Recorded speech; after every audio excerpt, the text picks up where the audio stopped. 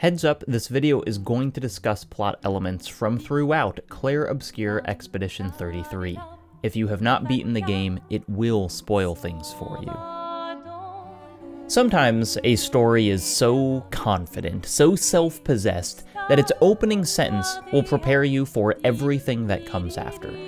The first line of The Haunting of Hill House, for example. No live organism can continue for long to exist sanely under conditions of absolute reality. Or the first line of 1984.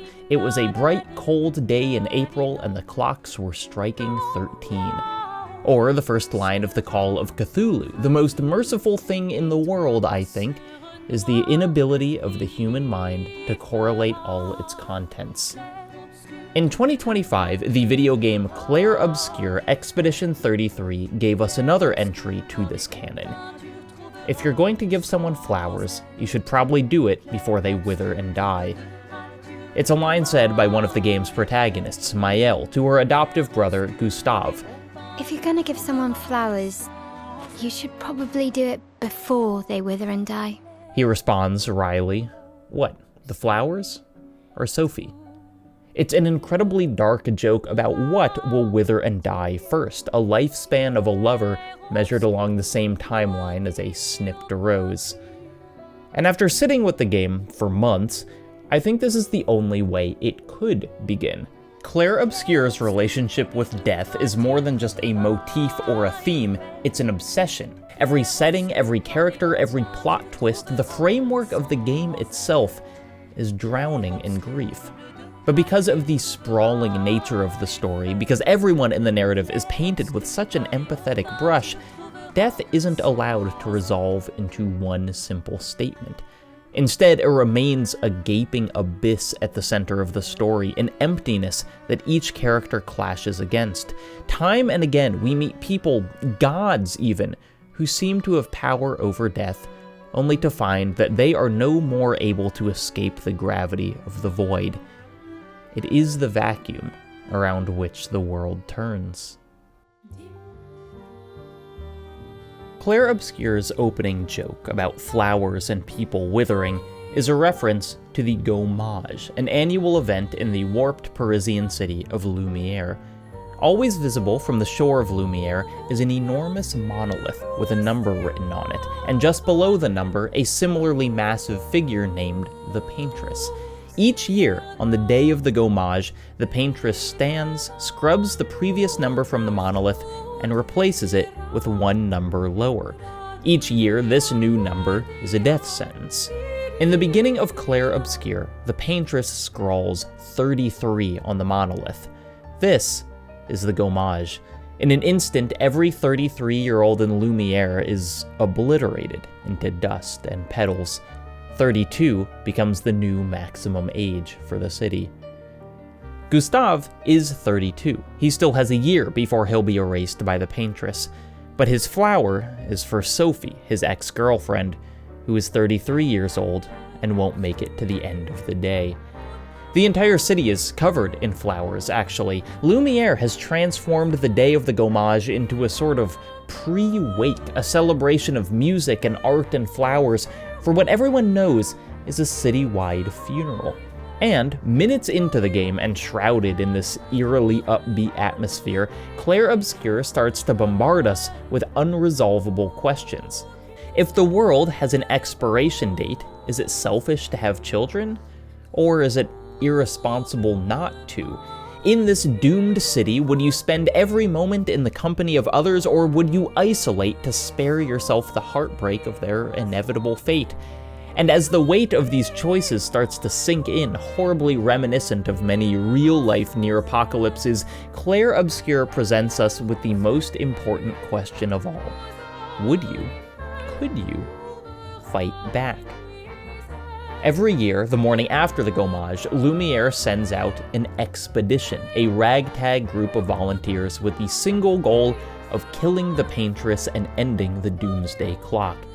In the past, these expeditions may not have been so ragtag. With more hope and simply more people in Lumiere, early attempts saw hundreds of volunteers crossing the sea. But none have succeeded, and none have ever come back. Gustave's expedition, Expedition 33, can't even fill out a going-away party. There's vanishingly little chance of victory now. One organizer admits that the expeditions are politically necessary for morale, but also calls them a bloodless guillotine. Everyone knows this on some level. All of the members of this expedition are 32 years old, their death sentence so close now that they don't mind throwing their lives away. Everyone, except for Mael, that is. The game is coy in revealing the scale of Mael's choice. Unlike the other members of the expedition, Mael isn't 32. Gustave begs her to stay in Lumiere. She has 9 good years left, he says. We probably all tried to do the math.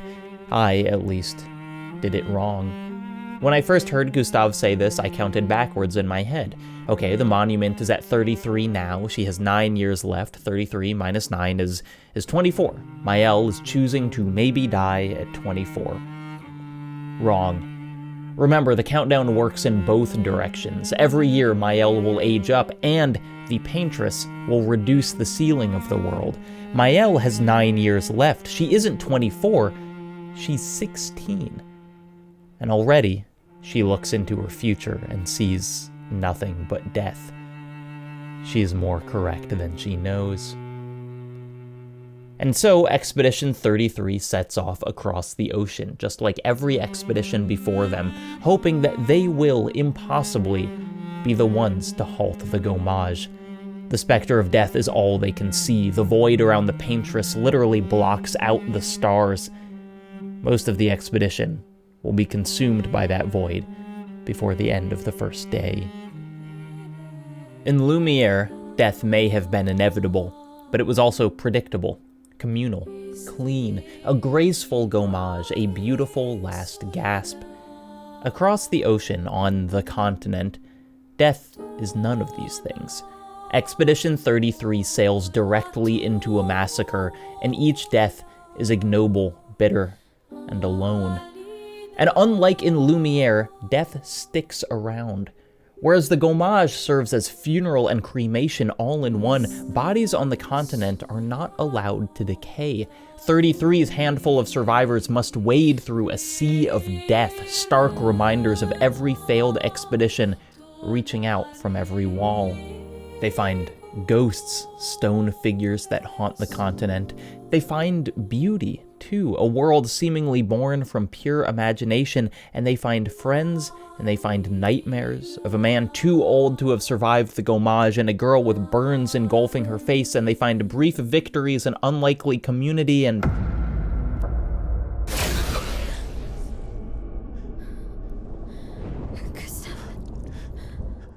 They find that some cycles may be inescapable. If you're going to give someone flowers, you should probably do it before they wither and die. Perhaps because everyone's date of death is so clearly painted in the sky, Gustave's life being stolen from him early feels especially cruel. A character with passion and flaws and humor, a character with weapons and mechanics and an entire skill tree snuffed out before we could see who he deserved to grow into. From a spot of warmth in the cold to just another piece of the void. His replacement, a man named Verso, seems born from this emptiness.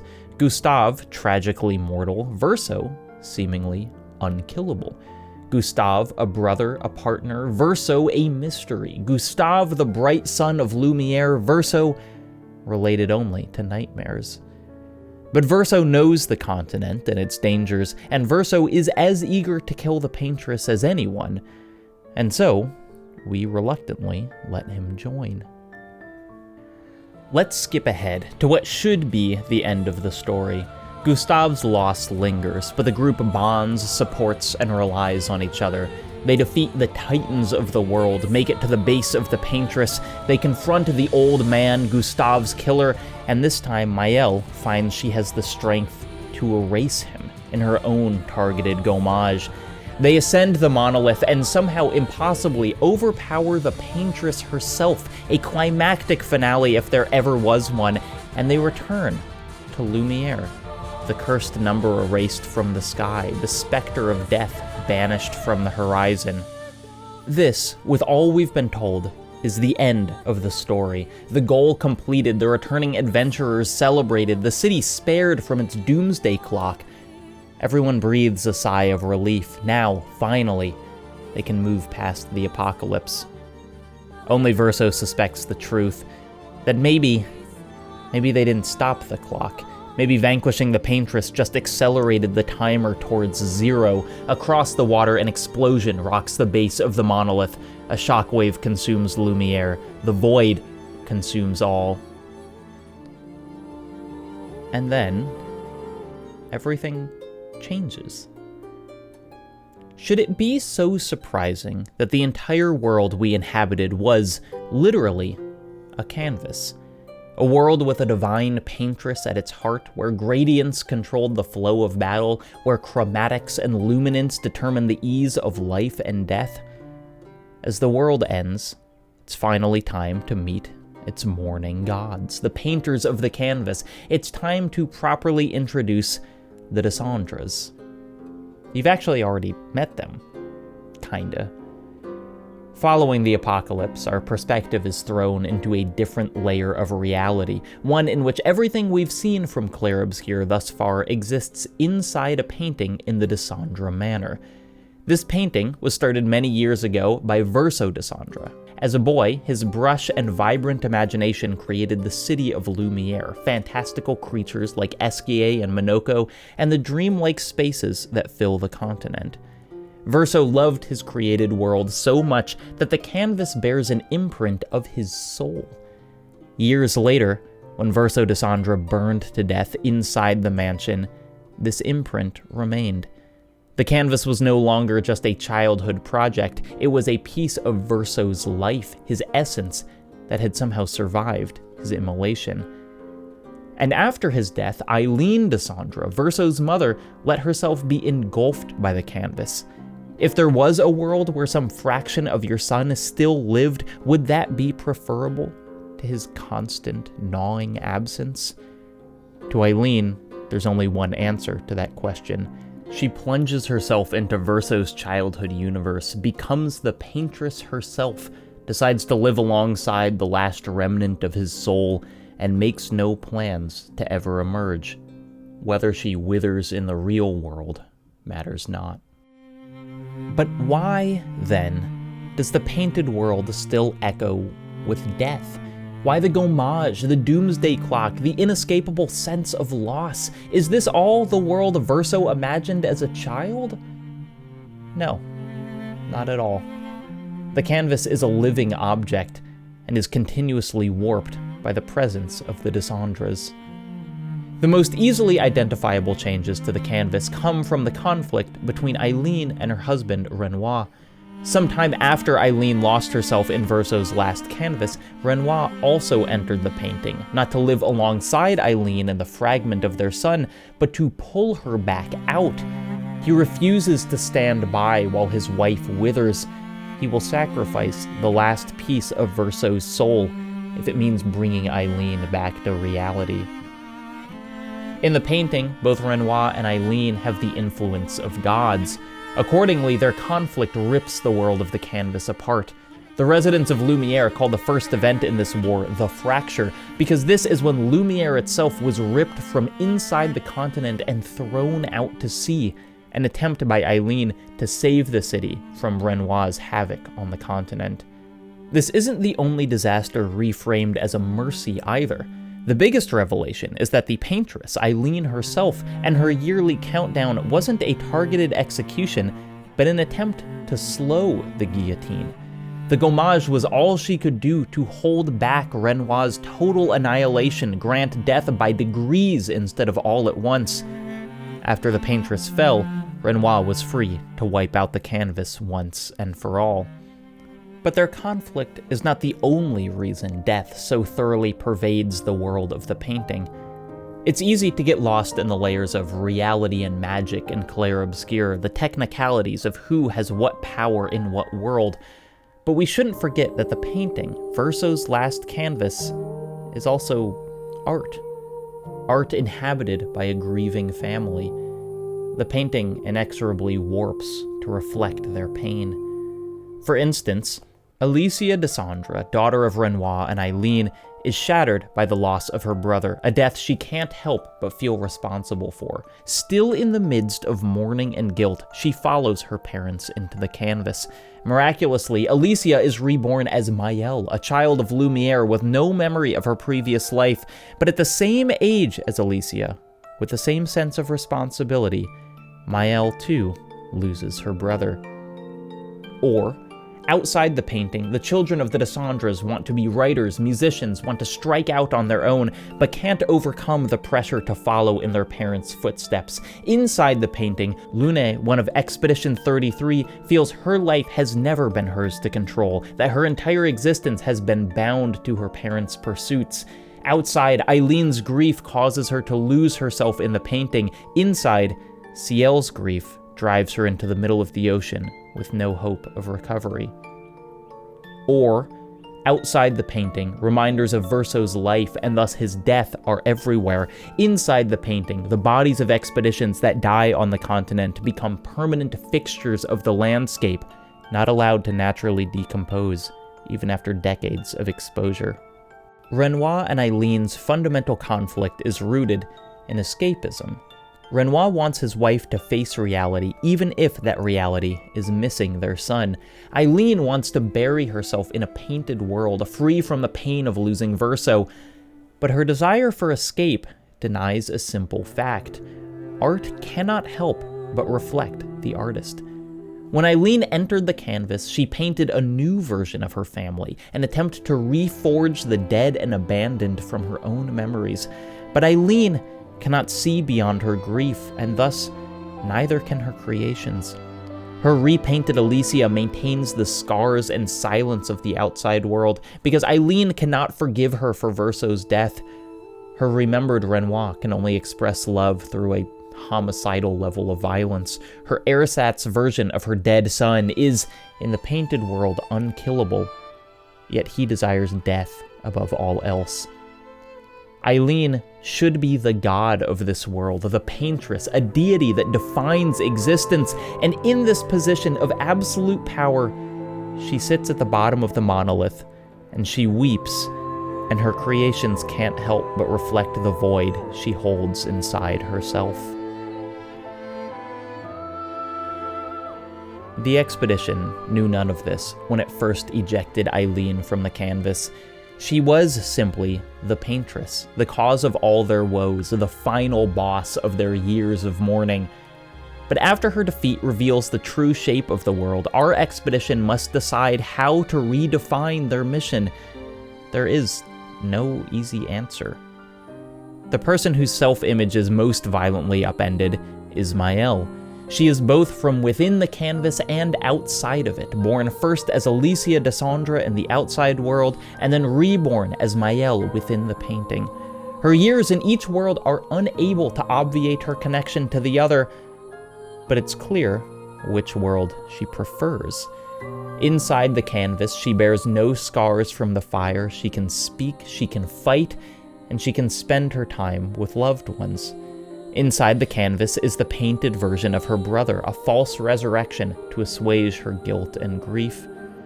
But even with this new understanding, Maëlle's fatal flaw is her inability to recognize the cycles she's recreating. Born first to Eileen and then again as Eileen's creation, escaping the world where she lost her brother only to escape another world and lose another brother, and now removing the paintress only to supplant her as the canvas's god. Alicia de Sandra falls prey to exactly the same trap as her mother.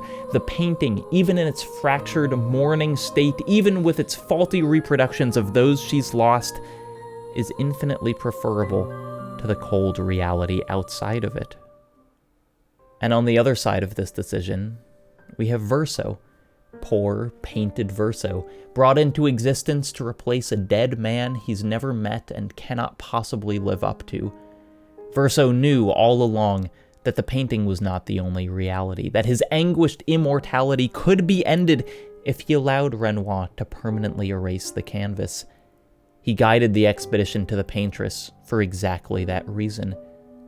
But instead, his cycle repeats too, a proper ending denied. The people that claim to care about him most refuse him the only thing that could bring him peace.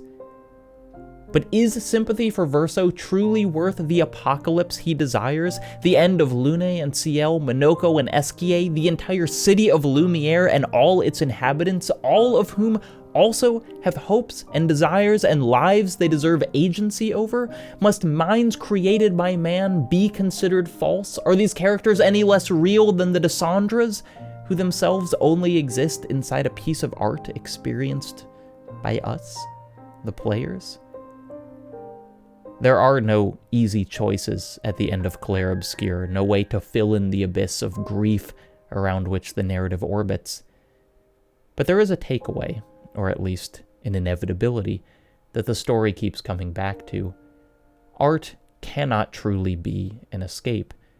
It can be beautiful, it can be thrilling, it can give birth to new ideas and new perspectives, it can reframe the way we view the world, but it cannot exist without a trace of its creators, nor without a reflection of its audience.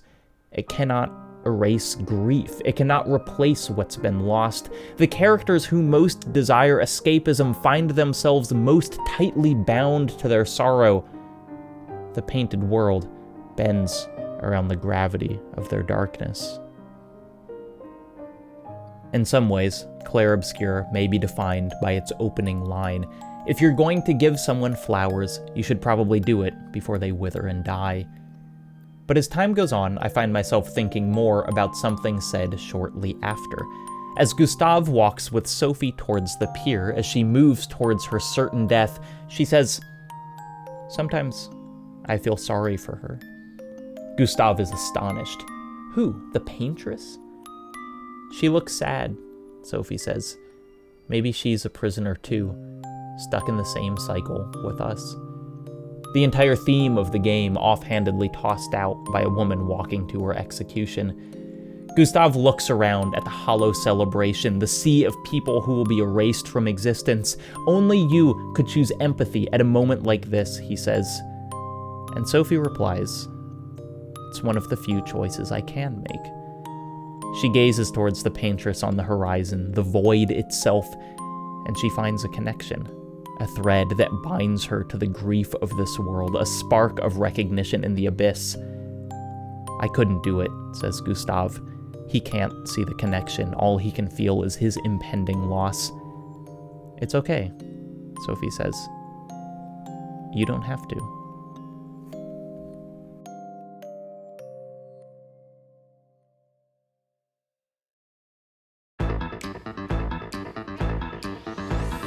If you have played Clair Obscur, you may be disappointed in the endless aspects of its plot and theming and even gameplay mechanics that I didn't discuss here. To be clear, I am disappointed too. I could talk endlessly about this game. And to make up for all I missed here, I have a special surprise for you. I gathered some of my most elite gamer friends, Iron Pineapple, Rasputin, Eurothug 4000, and we chatted our damn heads off about Expedition 33, including topics like, what's going on with the painters versus the writers? Is Clea actually the most powerful Dysandra? Did it actually take me 10 plus hours of pre-release attempts to beat Simon? Yes. Yes, it did. This video is available exclusively on Nebula, along with tons of my other work. Just this year, I've also uploaded a breakdown of my most played games, a workshop on how I make video essays, and a very special episode on holes. In total, I have dozens of videos you can only watch on Nebula, and if you've never seen any of them before, I have more good news. By using my code on screen or in the description, you can get an entire 40% off a year's subscription to Nebula. You get all my videos plus special access to everyone else on Nebula's work for just $3 a month. Also, when you join, your subscription goes directly towards helping me make more stuff like this. Nebula, unlike most premium streaming services, is actually working towards a sustainable environment for essayists like me and everyone else on there. So, If you're like most Clair Obscur players and this game has just totally taken over your life, hop on over to Nebula and hear some other great video game folks all just lose it over how much we love this game. And then stick around, because Nebula is actually a really cool place to be. Use my URL to get access to all of this and 40% off an annual subscription.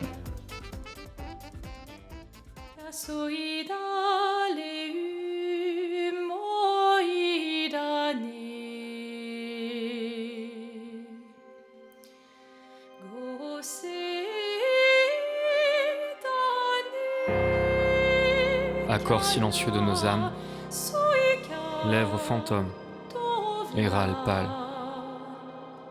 lumière s'éteint.